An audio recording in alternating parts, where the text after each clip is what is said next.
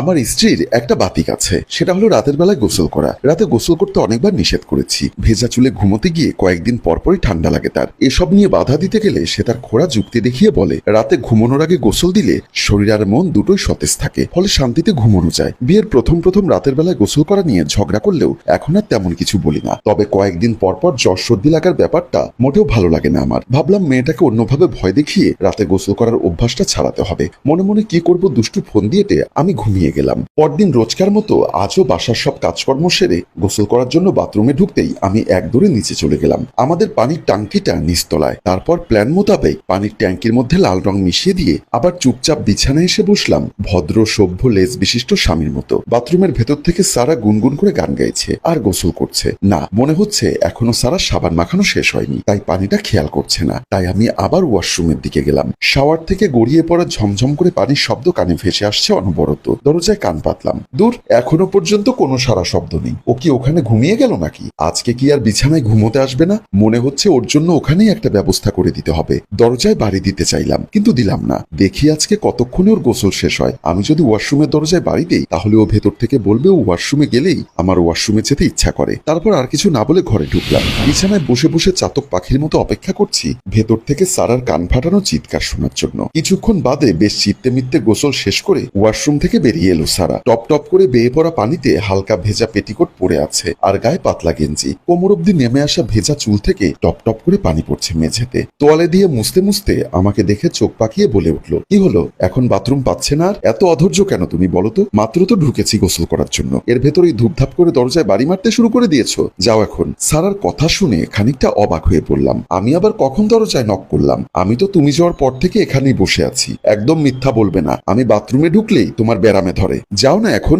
বসে আছো কেন? আমি দরজার সামনে গেছিলাম, কিন্তু আমি তোমার দরজায় নক করিনি। তোমার হয়তো ভুল হয়েছে। তোমার কি আমাকে দেখে পাগল মনে হয়? যেভাবে দরজায় নক করেছো, আমার তো মনে হচ্ছে আমি 3 দিন ধরে বসে আছি ওয়াশরুমে। আমি ভাবলাম হয়তো জানালা দিয়ে ভেতরে প্রবেশ করা দমকা হাওয়া ওয়াশরুমের দরজায় বাড়ি লেগেই নক করার শব্দ মনে হয়েছে। কথা না বাড়িয়ে চুপচাপ বিছানা ছেড়ে উঠে ওয়াশরুমের দিকে চলে গেলাম। আমি ফ্রেশ হওয়ার জন্য ট্যাপ চালু করতেই দেখলাম ট্যাপ থেকে পরিষ্কার পানি বের হচ্ছে। তাহলে কি তাড়াহুড়ো করে অন্য বাসার টাঙ্কিতে রং মিশিয়ে দিলাম না তো আবার? কিন্তু অন্য বাসার টাঙ্কিতে রং মিশিয়ে দিলে তো সেই বাসায় এতক্ষণে হুলস্থুল কাণ্ড লেগে যেত। কই, বাড়িওয়ালা বা কেউ তো ফোন করে কিছু বললো না। কি হলো ব্যাপারটা কিছুই বুঝলাম না। পরদিন সকালে ছাদে গিয়ে টাঙ্কি চেক করার সময় খানিকটা অবাক হলাম। টাঙ্কির ভিতরে পুরনো পানির রং লাল টকটক করছে, অথচ রাতে এবং একটু আগেও ঘুম থেকে উঠে ফ্রেশ হওয়ার সময় দেখলাম ট্যাপ থেকে পরিষ্কার পানি বের হচ্ছে। এটাও কি সম্ভব? গতকাল রাত থেকে কম পানি খরচা করিনি আমরা, তারপরও পুরো সময় পরিষ্কার পানি বের হয়েছে ট্যাপ থেকে। কিন্তু কিভাবে এই লাল রাঙা পানির দেখা পাচ্ছি না আমরা? সারাকে ভয় দেখানোর জন্য আজগুবি চিন্তা মাথা থেকে বাদ দিয়ে দিলাম। তারপর টাঙ্কির সমস্ত পানি বের করে ফেলে দিয়ে চলে আসলাম। সেদিন রাতে অফিস শেষ করে বাসায় আসার পর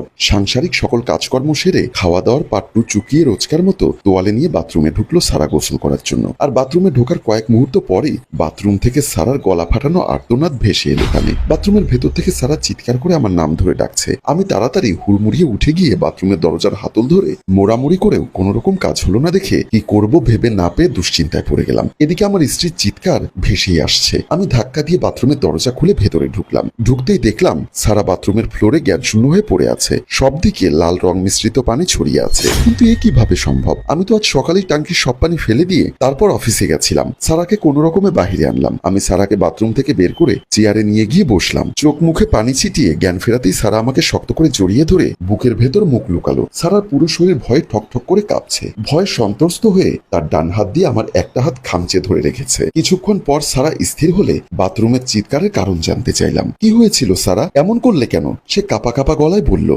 আমি পানি ছেড়ে যখন গোসল করছিলাম তখন আমি আমার উপরে কারো হাতের স্পর্শ পেয়েছিলাম। পরে ঠান্ডা হাতের স্পর্শ পেয়ে হকচকিয়ে ঘুরে দাঁড়াতেই দেখি উপর থেকে অঝোর ধারায় লাল রঙের ফোয়ারা আমার শরীরে এসে পড়ছে। এমন দৃশ্য দেখে ভয় চিৎকার দিয়ে উঠেছিলাম। ঘটনার বিবৃতি শেষ করে ভয় চড়ানো স্বরে আরো একটা কথা বলল, এই বাসায় আমরা ছাড়াও আরো কেউ আছে পিয়াস। আমি মাঝে মধ্যেই তাদের অনুভব করি। আমি জানি কেউ আছে, সে আমাদের থাকতে দেবে না। আমি এখানে থাকবো না। শেষের কথাগুলো বলার সময় দেখলাম সারার গলার স্বর কেমন যেন জড়িয়ে আসছে। সারাকে বুকের সাথে জড়িয়ে ধরে বললাম, সব ঠিক হয়ে যাবে, তুমি চোখ বন্ধ করে একটু ঘুমানোর চেষ্টা করো, আমি মাথায় হাত বুলিয়ে দিচ্ছি।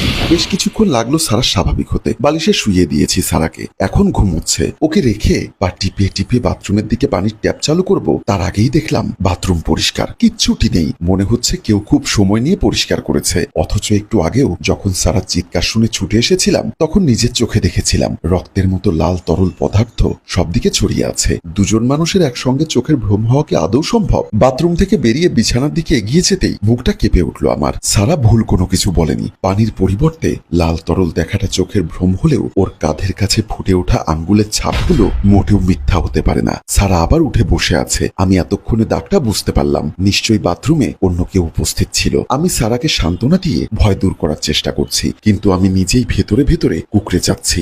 সম্মানিত ভিউয়ার্স, গল্পটি শেষ অংশ দেখতে চাইলে অবশ্যই কমেন্ট বক্সে জানাবেন, আর যদি ভালো লাগে তাহলে অবশ্যই শেয়ার করে দিবেন। গল্পটির ভাবনা ও পরিচালনায় অভি, ক্যামেরায় শিহাব ও শাকিল এবং প্রযোজনায় মঞ্জুর মোর্শেদ। ধন্যবাদ।